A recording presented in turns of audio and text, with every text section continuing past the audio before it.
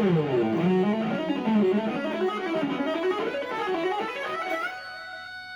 time for networking.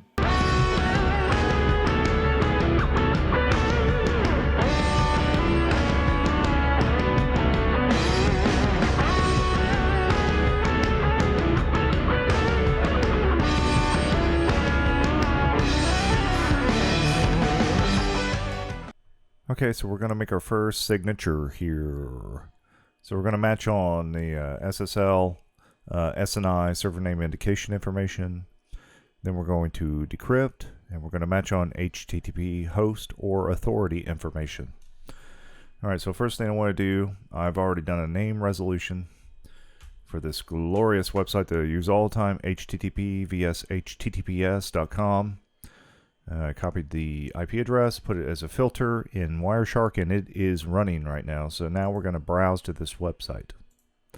So I'm going to open up Chrome, and I'm going to put in the domain without www. Right, browse there, everything looks good. Double check, make sure I'm not decrypting, looks good, awesome. All right, so close that down. I'm going to go back to Wireshark. I'm going to stop this capture. I've got everything I need. Go back to the top. I'm going to start taking a look at the information contained within. So client hello. All right, we're looking for SNI information. So I dig down into server name indication, and I've got my domain that I browse to without www. I'll look at the second client hello because there's two of them. Same thing, all right? So for whatever reason, I don't know if this is, for ensuring connectivity or whatever it is, it reached out twice, all right? So I get my server hello back with the certificate. Everything looks good. I actually got two of them. It's like we're connecting to two different servers. This is weird. All right, so I take a look down here at my HTTP information. This is my initial get for the website, and I look at the authority, and it is without www. Awesome. All right. As I venture further down in the information, I get down to this 301 moved permanently, which tells me in this response from the server that I need to put www in front of this website, in front of this domain name to get to it. Right, because it's been moved. So I will call back with another get, and this time for my authority information, I include www. All right, so the point of this is so that you can see, when you're matching on either SNI, even though in this case we only had one variation, we did not include www, but if I had typed it in, it would have been included in SNI information. So for SNI information and HTTP host information, you need to make sure that you account for that. You can put it in using regex to match 0 or 1 times, and you'll be good to go. Right? All right, so we have the information that we need, and we can go into the Palo and build our signature. All right, so I'm going to minimize Wireshark. I'm going to bring up the Palo. Go into objects, applications. I want to make a new application. It comes up. Going to name it something very simple, HTTP VS. And I'm going to categorize this. So you have, category, subcategory, and technology. So I'm going for general internet, internet utility, and then technology is going to be browser based, right? I could set a parent app for this as well. Now this is going to, the interesting thing about this flow is that if I don't decrypt, if it stays encrypted, then the parent app is SSL. If I decrypt, then the parent app becomes web browsing. So I really cannot set this. I'm going to leave it to none. Risk, 1 is the lowest risk, 5 is the highest risk. This is just for metrics for application command center, right? You can gather metrics, on where people are going and where the traffic is going, and you can set this as a high-risk app if you want. And if there is a lot of traffic to it, you will be alerted on that. You will see it, right? And you can set other characteristics for the application as well if you want.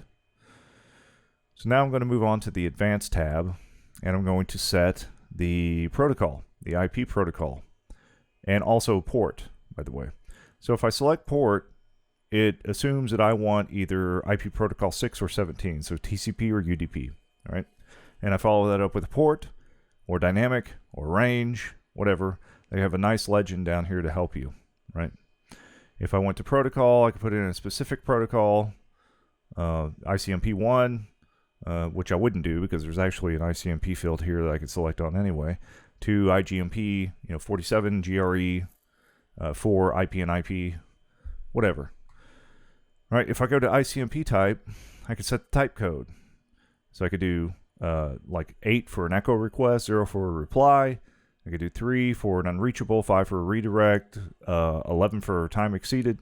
If I did a 3, then I could also put in a specific code. Like, I could start with 0, which would be network unreachable. Then I could go 1 host, 2 protocol, 3 port, and I believe 4 is fragmentation needed, or can't fragment. Right, so you have some options here. It's pretty nice. So I go back to port. I'm going to put in TCP 443. Good to go. I can also be specific with my timeout values. So session overall timeout, TCP timeout values. If you're using the, walking through the TCP finite state machine, the different values that are set. Usually, I think different systems have different settings, depending on what you're using. But you can be specific here. You can venture outside of the global settings and set specific values for the application itself. And you can do the same for UDP, but UDP is pretty straightforward. It's either the session timeout is by default is 30 seconds. So if you get traffic, it updates. If you don't, it goes away and it removes the session. And then lastly, you have the option of making this application scannable, right? So you have file types, viruses, data patterns. Now, if you're doing like a tunneled application, so it's going to be SSL is not going to be decrypted. There's not much use in trying to scan that traffic, right? But if you're going to decrypt and match on something in the decrypted information and make a matchable signature out of it, you might as well set it up for scanning as well. All right, cool. Now I'm going to move on to build a signature for this. So do add signature, same name. It's going to be a session, so transaction, from the way that I understand it, the way I've seen it, transaction would be an individual transaction within a session, like you make a connection to a web server and there's a specific GET request going to pull like an image or something, right, within that session. But you got other things going on within that session as well. Multiple GETs. You could be, doing some post action, put action, whatever, right? And so those individually would be transactions, and all together would be a session. And so it depends on how you want this application ID, this application signature to persist for the session. Do you want it to be the entire session, or you want to just pick out specific points in the session where basically it's going through an application shift and saying, no, this is now this application for this specific piece of flow that I picked out. So I'm going to do for session. I'm going to stay on session. I'm going to add in my first signature. It's going to be pattern match, and this is going to be SSL.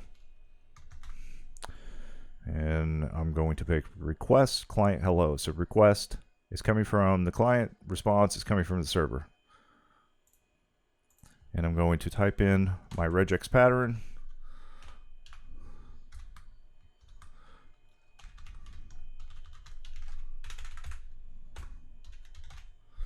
All right, good to go.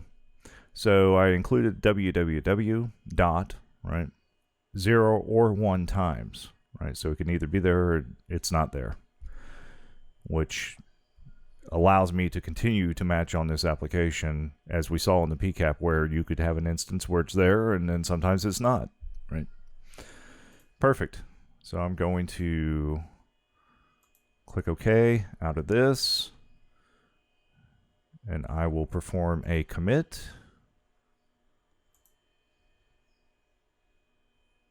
And I will be right back. All right, the commit is finished. I'm going to close out of this and go into monitor. I'm already here. All right, awesome. So I have a filter in with the destination of the IP address for this website.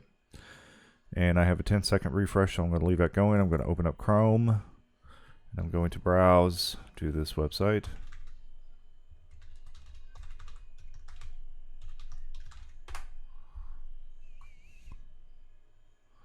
And it looks like my user ID timed out. So let me lock, unlock, and try this again. Go away. What is that? All right, refresh. Awesome. All right. So go ahead and minimize this. Actually, I'll go ahead and close it, because if you don't end the session, you don't get a log, right? Logging typically is going to be done at session end, right? So I have all these non-applicable. That's where I was being denied because my user ID was, my IP user mapping wasn't in existence. So we need to wait on this to come through, and we should see it anytime now. There it is. All right, so we have our application match, right?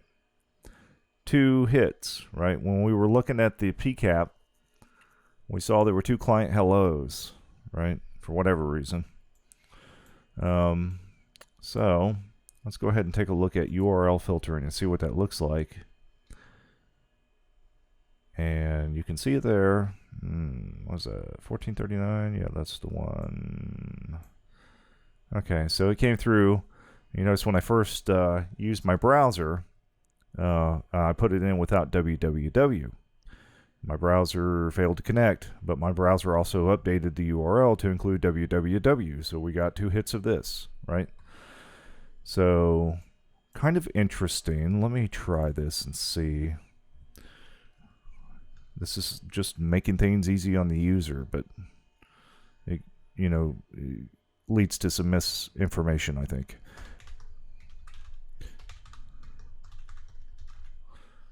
All right, we'll try that. Connect.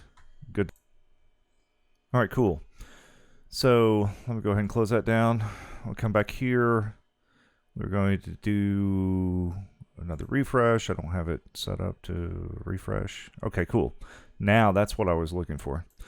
So you can see the initial request that I put in was reaching out without www. And then it turned around and the browser adjusted and sent another request, another client hello out with www. So you can see that there. And in both cases, regardless, we still got a match. So we know it's functioning, right? So it's kind of cool to see. All right, so now we are going to decrypt. So go into policies and decryption. I have a decryption policy ready to go. So I'm going to enable it and commit that. And I will be right back. Okay, so the commit is over. I'm going to close that out. Go back to monitor traffic.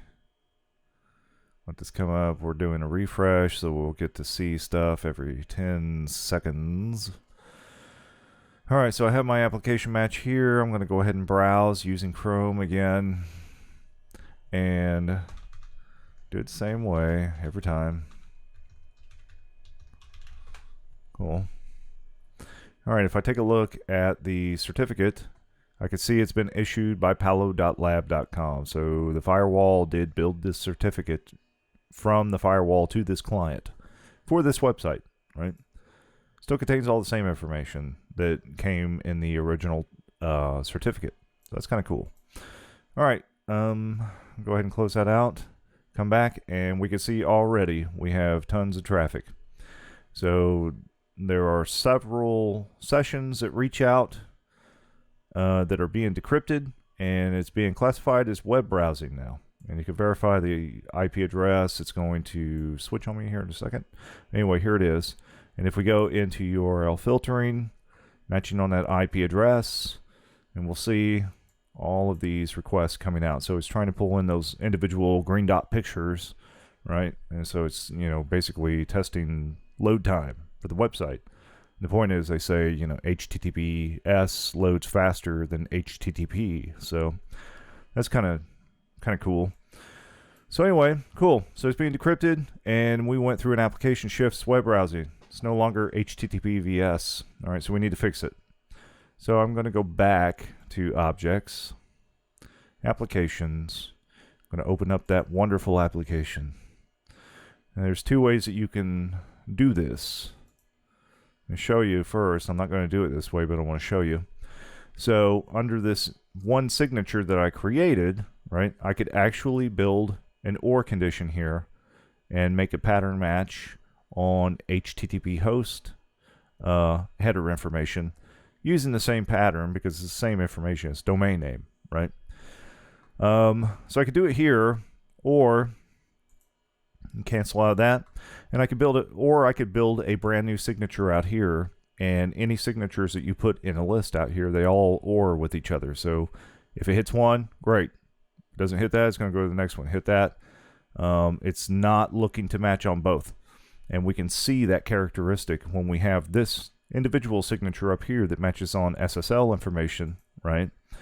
And then we put in another condition and we match on HTTP information.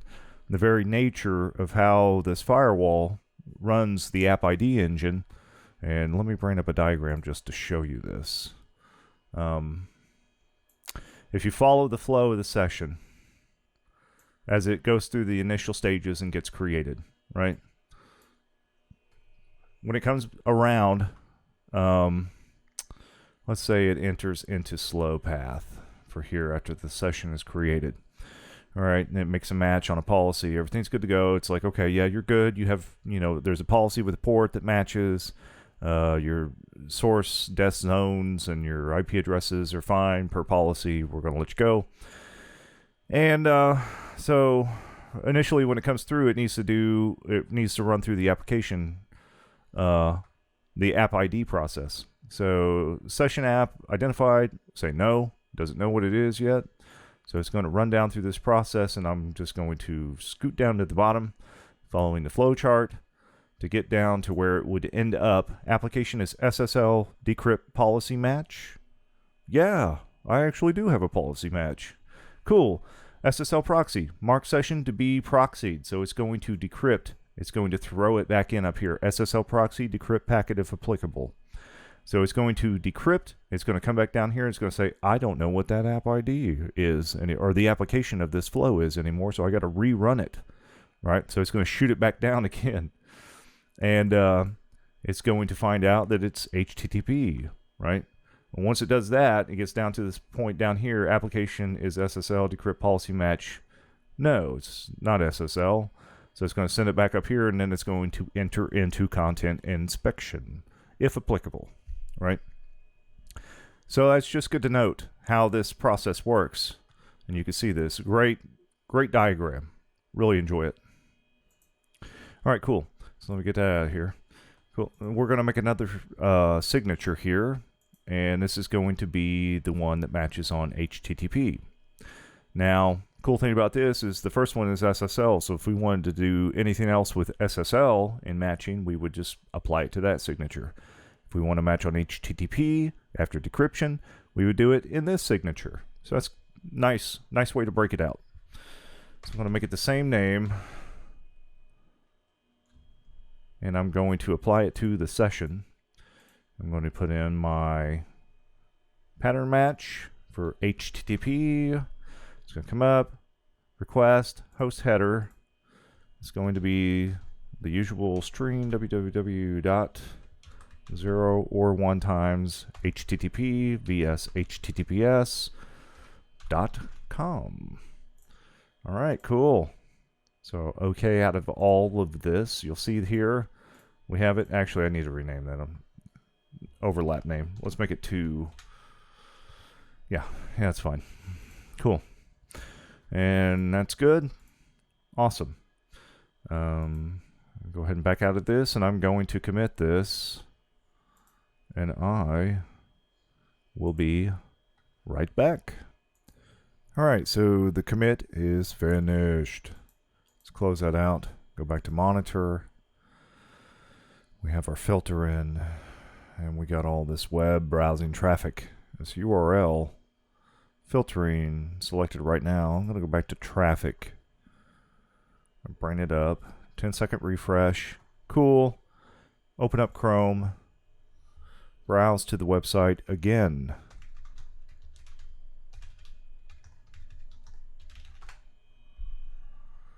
Load it up. Take a look. Still decrypted? Yes. Close that down. Come back here. See what we have. So 445 should get something anytime now, and there it is. So we have the decryption flag set, and we have our application as HTTPVS, right? And if we go into URL filtering, so you can actually see the URL just for fun. And there it is, right? www. Yeah, and there are many, many, many sessions out of that one connection that I made. So anyway, that is how you do it. So stay tuned for more videos. This series is going to include a lot of interesting things with signatures. So we're going to get more into hexadecimal and using regex and matching on, deeper content. So thank you for watching.